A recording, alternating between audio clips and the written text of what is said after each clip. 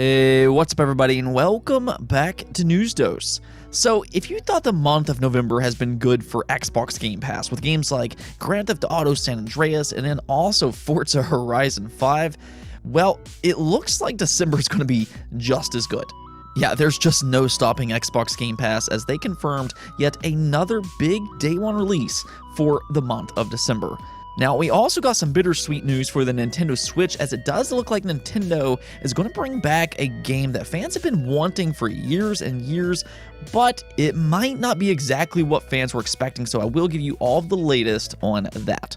We do have a lot to go over today, though, so let's just go and jump right into it, starting off with a really weird Pokemon situation. Of course, Pokemon Brilliant Diamond and Shining Pearl does release next week on November 19th, but it appears that some kind of online connectivity is going to be pretty necessary for this game, and what I mean by that is that a day one patch will be going out that includes quite a bit of content. Now, it is important to keep in mind that this game does not require internet connection. I don't want it to sound that way, but if you don't at least connect to the internet once, you are going to be missing a lot of content without this patch, because apparently this patch includes some pretty major content. Yeah, if you check out the 1.10 patch notes, this update will include the addition of Grand Underground, Super Contest Show, Union Room, and Mystery Gift communication features. Then there's the addition of content after entering the Hall of Fame. Some content that becomes playable after entering the Hall of Fame, including Ramanas Park, will be added with this update. And then the really weird one, this update will include some in-game cutscenes and animations. Yeah, that one is the one that I was a little surprised about, because if you read here, they say some in-game cutscenes and animations will be added in the update, including the game's ending cutscene and the title screen animation that is played when opening the software. Yeah, that is really weird that that is being included in a day one patch. So without this patch, Pokemon Brilliant Diamond and Shining Pearl definitely does not seem like a completely finished game. So you're going to need to connect to the internet at least once to get all the content into your game. This isn't necessarily a major problem for most fans out there, but it is still a little disappointing, especially for preservation reasons. It is a little surprising to see a game have this much content added in that day one patch. Usually we have some bug fixes, which of course they do include that as well. But here we're seeing some pretty fundamental gameplay elements and even animations and cutscenes missing without the patch. So if there was ever a game that you just absolutely need to update, yeah, that'd be Pokemon Brilliant Diamond and Shining Pearl Day 1. Next up, the ongoing difficulties of buying a PlayStation 5 is not going to get any easier. Now, obviously, with the holidays looming, there's already going to be a lot of competition in buying a PlayStation 5, so it was never really going to be easy in the first place. But now it's actually going to be even more difficult than what it was already going to be. Yeah, unfortunately, it's going to be even more competitive this holiday, because it's being reported that Sony has cut PlayStation 5 production plans by 1 million units. This is according to Bloomberg, which is reporting that they were originally intending to ship more than 16 million units by the end of March of 2022. But due to the logistical issues and part shortages, that's now been scaled back to 15 million units. That is a pretty significant decrease, especially considering how insanely high the demand for the PlayStation 5 has been.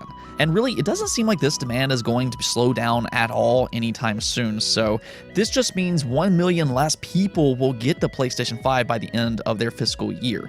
Now, with that said, it is still impressive what Sony has been able to achieve with the PlayStation 5, all things considered, because if they really do ship 15 million units by the end of March, well, that means that they would still be outpacing the PlayStation 4, which sold 14.8 million by the same point in its life. So this still has been a really good year for the PlayStation 5, but it could have been so much better if it wasn't for these chip shortages. And it's just disappointing that something like this is holding back these next generation consoles. I mean, we're seeing the same thing happen with the Xbox Series and the Nintendo Switch for that matter. Here recently, it was reported that Nintendo had to scale back their production pretty significantly as well. I think that was by like 6 million units. So yeah, it just seems like everybody's facing this problem right now, and hopefully, as we move into 2022, hopefully it starts to improve throughout the year. Let's move on over to some Xbox Game Pass news, as it almost seems to be good over in Game Pass world. And, well, we did get a confirmation on a big game releasing day one in the month of December, and that game would be The Gunk. The Gunk is now set to release on the Xbox One, Xbox Series, as well as Xbox Game Pass on December 16th. So this actually is a pretty big Xbox console exclusive that fans have been excited about for quite a while now, and there's a couple reasons for that. For one, the world of The Gunk looks pretty unique and actually quite gorgeous at times. It's got this very stylized art style to it, but it really does stand out at the same time, and that's not just particularly with just its art style, but also with its gameplay. It's a little bit different than some other games in the market. I have seen some people make some comparisons with The Gunk and Luigi's Mansion or even Mario Sunshine and how some of the mechanics work, but with its focus on story and its atmospheric alien-esque world, it kind of separates itself from some other games on the market. Something that Xbox fans often ask for is more narrative-driven games, and The Gunk does appear to be a game like that. This game does seem to have a focus on its narrative and characters, and then when you combine that with its gameplay and world, it does look like it might be a pretty good game. And that's actually another reason that The Gunk has caught the attention of so many fans out there, because this is actually coming from some pretty highly talented developers. The Gunk is actually coming from the creators of the Steam World franchise. So that right there has a lot of fans excited as well, though The Gunk is a little bit bigger than maybe some of the games that they've worked on in the past. So it'll be really interesting to see how this one turns out, but, you know, again, and I always say this, but that's the thing that you have to love about Xbox Game Pass. With this game looking just a little bit different than everything else in the market, I mean, you might be a little bit hesitant on this game, but because it is releasing directly in Xbox Game Pass, well, you're going to get to play it for yourself and see whether or not you like it. Without knowing the complete lineup for the month of December, though, Xbox Game Pass is already looking really good with a couple of big day one releases, of course, being Halo Infinite. That one's going to be massive. And then, of course, The Gunk. And actually, speaking of Halo Infinite, Forza Horizon 5 has already reached 6 million players worldwide. This is something that we've been monitoring all week long, as Forza Horizon 5 has now become the biggest launch ever for an Xbox Game Studios game. But I wonder if that's going to be short-lived or not, with Halo Infinite releasing, again, directly into Xbox Game Pass next month in December. I think Halo Infinite is going to have an absolutely insane launch. So that's something that we're definitely going to keep an eye on next month. But yeah, December is looking really good for Xbox Game Pass subscribers. Now, we also got some interesting and bittersweet news for the Nintendo Switch, and this is in regards to Metroid Prime. Now, there's been a rumor for a very long time that the Metroid Prime trilogy will be heading over to the Nintendo Switch. This has been a rumor for years now, and while there actually might be a good reason for that, according to Emily Rogers. Emily Rogers is an industry insider with a pretty good track record for Nintendo games, and, well, listen to what she had to say. Work on Metroid Prime 1 Remaster started around 2017-2018. Original plan was to develop and release Prime 1 first, then use Prime 1's foundation, engine tools, assets to recreate Prime 2 plus 3 later. Nobody knows if plans were changed axed after COVID. It would be cool if Nintendo sticks to their original plan and bring all 3 Metroid Primes to Switch. I'm rooting for the best possible scenario here. Only thing I can confirm at the moment is Prime 1 exists, and it just wrapped up development over the summer. So on one side, this is actually really good news if this is true, because, well, Metroid Prime absolutely sounds like it is coming over to the Nintendo Switch. This is one of the greatest games of all time. So that is really good news, and for that matter, it'll be really interesting to see what kind of control scheme this will have. The original Metroid Prime's control scheme hasn't particularly aged well, so I want to see exactly what they're going to do with that, again, if this is true. But then on the other side of things, this is a little bittersweet, because it sounds like Metroid Prime 2 and Metroid Prime 3 might not be coming after all. Emily Rogers has stated several times that she cannot confirm if Metroid Prime 2 and Metroid Prime 3 exist. So that is going to be disappointing for some fans out there, because there was always this assumption that all 3 games was going to be heading over to the Switch, and that would make a lot of sense. Of course, Nintendo is working on Metroid Prime 4, and there's going to be a lot of excitement for that, but again, and we've talked about this pretty much all year long, the Metroid franchise, as good as it has not always sold exceptionally well.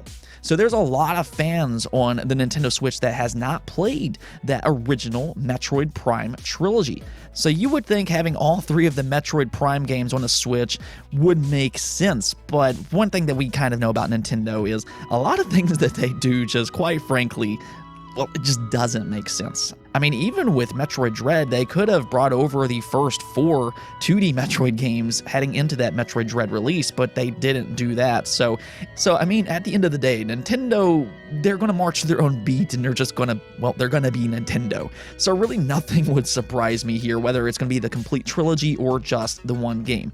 Now, what I will say is that if it is just one game, I will be really interested to see how much effort goes into this remaster or possibly even remake. Is this just going to be a simple remaster, or is it going to be a little bit more significant than that? That is something that I will be really curious to see, but with that said, one thing that I do know is that Metroid fans have to be really happy right now. It seems like the Metroid franchise is back in full force right now with Metroid Dread. You have Metroid Prime 4 coming out hopefully in the next couple years, and then possibly a Metroid Prime remaster, remake, or even possibly trilogy sometime in 2022. Again, if this rumor is true. Always keep in mind though that rumors needs to be taken with a grain of salt. What really makes me so happy about all of this though is that it seems like the Metroid franchise is actually getting the recognition that it truly deserves from fans. So I'm hoping that these games, they sell well enough that we don't see this just long hiatus when it comes to Metroid going forward.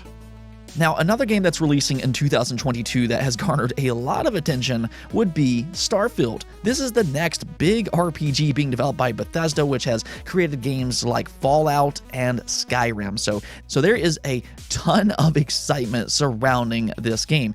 But, I mean, with that said, we really don't know much about it. All we really know is that it's set in space and that it's actually quite ambitious. So one of the big questions coming from fans right now is, when are we actually going to get to see this game? And well, thanks to a new Q&A over on Reddit, Todd Howard did actually reveal when we should expect to see Starfield next, and that would be summer of next year. Xbox's E3 is looking like a pretty safe bet right now, considering this is going to be a big Xbox exclusive next holiday for the Xbox Series.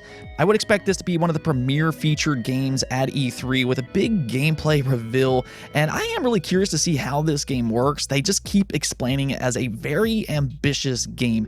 I want to know exactly what that means, but I think we can really even see that with the concept art. Based off the concept art that's been out there, it seems like this game is going to be quite varied in terms of environment, and now I just want to see it in real time, and it does look like we will get to see that summer of 2022. Onto the poll of the day, though. The Nintendo Switch has been a very successful console this generation, and it's quickly going to become the best-selling home console ever made for Nintendo. I mean, for that matter, this console has potential to be the best-selling console ever if it continues to track as well as it has been. Though popularity is one thing, but what I want to know is, do you all think the Nintendo Switch is Nintendo's best console ever?